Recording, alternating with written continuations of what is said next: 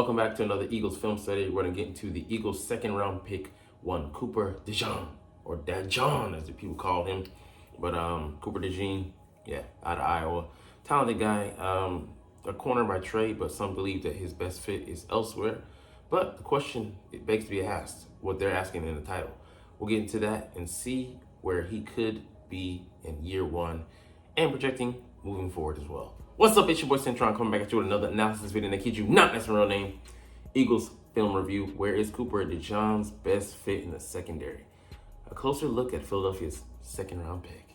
And hey man, I was excited when they made this one because I thought it was a lie. And you know, there was a Eagles homer that called it. He was like, hey, we're picking up Cooper DeJean. I'm like, nah, bro, we just pick Quinion. You're out of your fucking gourd. You're crazy. You're stupid.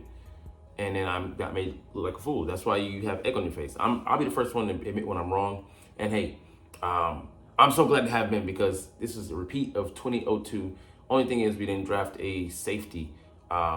He could be the safety as well. So maybe there's a caveat. But we drafted Michael Lewis, Sheldon Brown, and Lito Shepard. This time we went only first and second round corner. But man, it could totally remake this secondary, and moving forward, we have, let's just say they're starting on the outside, those two future young guys in the secondary with a lot of speed, talent, and versatility. They both can play inside and outside, with Cooper having, believed to have the upper leg on the versatility, being able to play a whole other position in safety. But that's projection, so let's project where he'll go. Anyways, get back on track.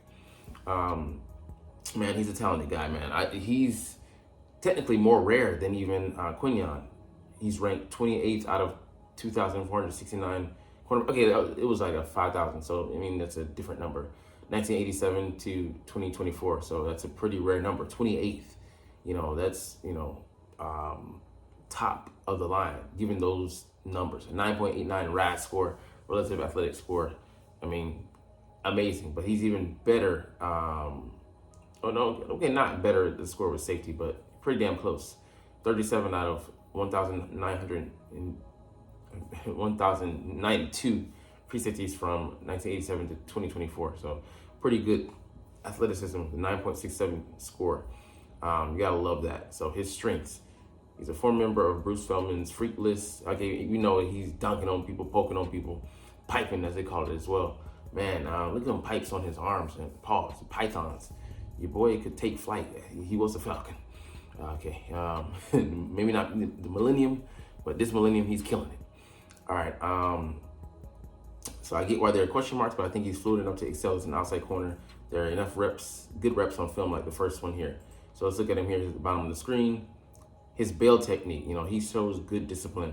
He doesn't bite on the first move. So that's something about him. Like I said, he studies very well and knows he's got, he's running routes, and he ran. That was the better route by him than the receiver. Like, he knew where the ball was going. He knew the depth of the route to get, stayed in balance. And I don't know if that was an NFL catch, but whether it was just a college one or not, that was pretty damn impressive, man.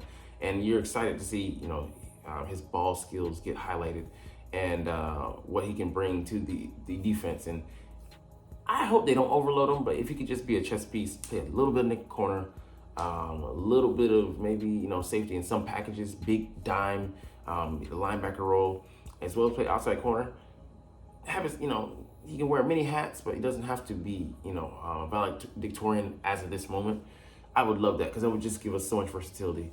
And if he specializes in a specialized role of moving, around, being the queen chess piece this year, we might have the luxury of playing him in that.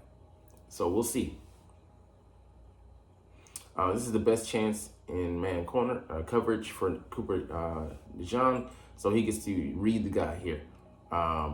So it's a late route, whip route. He's coming out and he just undercuts the route, takes it to the house. Beautiful. He just read it like read the QB like a book. And there he just was able to get his hands on the ball. He's showing that that activeness. 7 picks, I think 3 taken back for a score. I mean, your boy, he puts, like I said, he puts in the requisite work. He's not a guy just coming out there trying to rely on the athleticism. He will at sometimes rely on that speed, but he knows pretty much where things are gonna go. When he was out there, for a good portion of the time. very physical and competitive. He will hit hard and give you 100% effort wherever he plays. So I love this. He's playing off, but he comes up, not even his route, but he knocks some sense to the guy. That playing off, I think this would be this is going to be a good scheme for him. And I love that it fits him and Quinion, that they're both guys that can read the quarterback and make them pay those kind of plays. And even when he's not making a game-altering play, last year that was a play we didn't make in the secondary. We were coming down and whiffing on guys. We were getting confused on those kind of combo routes and not switching off. So, the communication as well. I feel like he communicates very well. Getting other guys lined up. Knowing his responsibilities and more. Plays more like a safety from the neck up, as far as like he is a corner, but he's helping out his other guys. Like calling out switches and stuff. I mean, just excellent football IQ.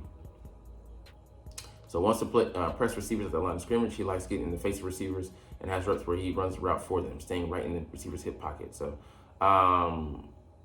dang, these kind of like, okay, we're gonna go and look at them, but they're really short clips, but they just show from different angles the same play. Let's see, here he is, okay, sorry, at the bottom, and he just checks the guy, just runs him off, doesn't allow him, just cuts him off, cuts the water off. No utilities bills paid without money. He is the repo man. Not allowing him to have that free release. So, I'll just show it here.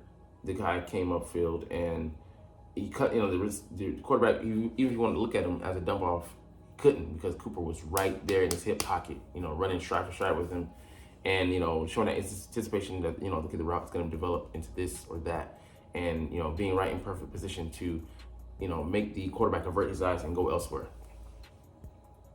So very strong route recognition and awareness in both zone and man coverage. He will jump out routes when playing deep outside coverage.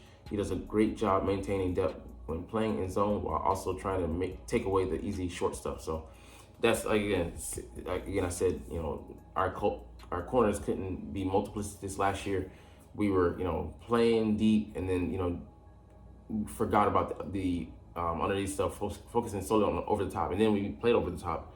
We were still getting beat, despite our depth, and it's just a horrible sign of incompetence within a scheme, where the players were feeling, uncomfortable and not knowing their assignments, and getting overwhelmed, getting confused by the explanations and the lack of thorough tutelage, or they just were just incompetent idiots who not to say idiots, I shouldn't say idiots, that's bad, but guys who couldn't grasp the scheme and lack the football IQ to put two and two together, which is a lot of guys have been in the league multiple years.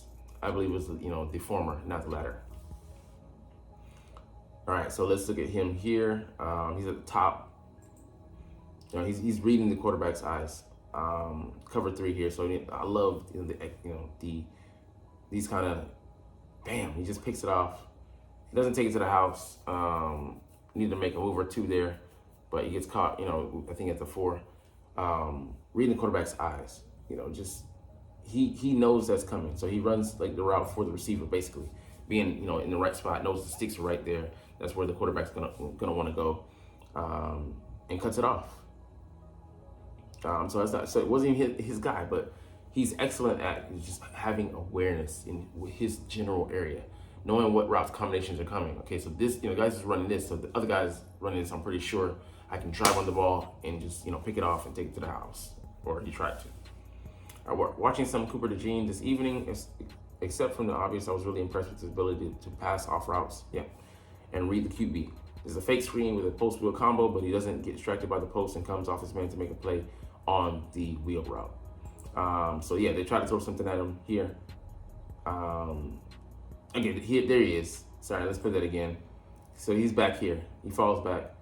The post, and they want him to look at that and not be able to make a play on the wheel route. His teammate was there, but he knocked the mix stuffing out of the guy just to make sure that player and ball were separated like a divorce. I really enjoyed this play in zone 2. He has great understanding of depth and closes on these underneath routes quickly without giving up the deep shot over his head. I think he's going to love it in Fangio's system, like we were just saying. I think he'll excel at zone if that's what we primarily play. and then sprinkle some man in there. He has the discipline. Like I said, he loves getting in receivers' faces, and the strength, the play strength, and the adequate speed. You're in a 4.43. Recovering from a fibula, so he might be even a little bit faster than that to play in this scheme. So, but that was something, like I said, we failed at last year. Playing underneath without giving up deep shots. So it's a limbo that you kind of need to be in, and not all corners have the wherewithal to play that style. All right, so he's playing over the top here, but running, just make sure that isn't going to come to pass, and then getting to underneath. He didn't racked in time, that would have been no, that I think he did what he's supposed to do. Wasn't trying to farm the next man's land. There was a man underneath. Give him time to react, and then get into position if that's what the scheme calls for, and then that play design which is going to come through your scheme. If it falls on your lap, then cool. But just to where he could make a play on the ball and prevent the catch, but also not be a liability and letting his man run upfield and find a hole in the zone, or he's basically creating a hole in the zone by trying to do too much. Reliable run defender and an outstanding tackler in the open field. He gets low and wraps up well. So this here, man, I love it. He kind of says the second, once he knows what he sees, goes for it, goes with it, and you can see here, wrap up tackle. I think that is Braylon Allen, the running back out of Wisconsin. Ran in the 4.3, 4.4 range. Big guy, fast guy. Once he gets ahead of steam, he is pretty unstoppable. 6'2", 6'3", 240 range, and he doesn't even let him feel comfortable breathing. But love he wrapped up. Was able to secure the tackle, and that's a big guy. Like I said, he's coming downhill without hesitation. Although he takes a bad angle here, I enjoyed this rep. You aren't going to always take great angles, and having great speed and tackling technique allows you to prevent big plays even when things go wrong. It's not a perfect rep, but it's good to see. So things we got last year, Darius Slay. This was a 15 post that 10 yards gain. So great to see him. And he won't be able to do this at the NFL level all the time. Prevent the guy from bending the corner, but he does get there. Takes a bad angle. He jumped in when he should have stayed outside. So he over pursued. Trying to play here, but it's his brain, his heady play getting in the way. But he stayed underneath. He peeled back out and got his hands on the guy, kept it from being much further than a first down. If your outside corner can do this in run defense, that's a massive win. This is outstanding. So him coming in and this is the outside run.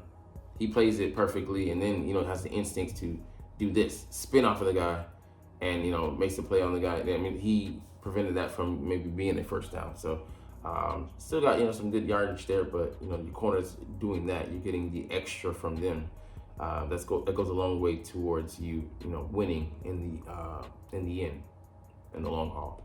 So outstanding at the catch point, 20 pass breakups and 7 interceptions in the past 2 years. He's fun as hell with the ball in his hands. He can return punts, kicks, and return picks for touchdowns. He has even taken some offensive snaps. So you can see the playmaking ability here. He gets the pick. I love that, just on an errant throw, he gets it, and he becomes a offensive player weapon. And a little stiff arm there, just jigging, getting into space, and then he knows what to do with it. Gets it into the paint. Cooper DeJean, touchdown, man. I love it. So he's outstanding as a gunner on special teams due to his athleticism and tackling technique. So look at him here. I think this is him shooting upfield. Hey, man, this guy had no chance, man. He's coming like a bam, heat-seeking missiles, and what I love about him, he doesn't dive. He isn't trying to be flashy and go with the big hit stick, a la circa Madden 2005. No, he's coming in for the sure tackle, and he still lights the guy up. So form tackle. I love seeing guys like that really are textbook, because it goes a long way to having stability on defense. In this case, special teams. So weaknesses. He's a little stiff which is why some consider him a safety or as a nickel. Sometimes he looks a little clunky when asked to change direction quickly. I wonder if it's a technique issue because it's not consistently poor, so that's interesting.